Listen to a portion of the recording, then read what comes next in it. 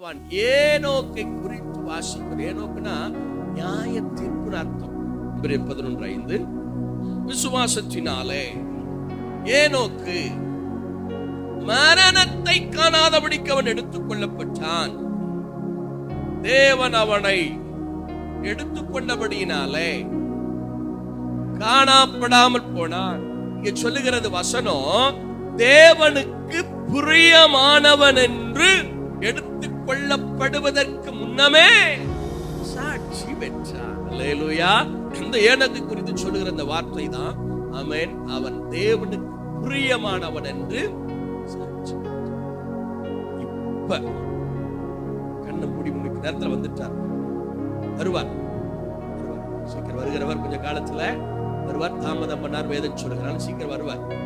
ஒருவேளை இப்ப வந்துட்டா தகுதியா இருக்குமா?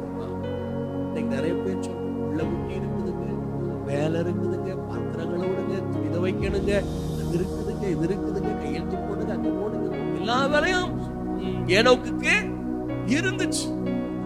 தினையின் மத்தியில தேவனோட திரிந்தான், தேவனோட நடந்தான், தேவனோட அலைந்தான். அதனாலதான் ஸ்தோத்திரம், வேதம் அவனை ரகசிய வருகைக்கு அடையாளமா டக்குன்னு எடுத்துச்சு. இயேசு கிறிஸ்து வருவாரானா நீங்கள் எடுத்துக் கொள்ளப்படுவோம். நிச்சயம் நமக்கு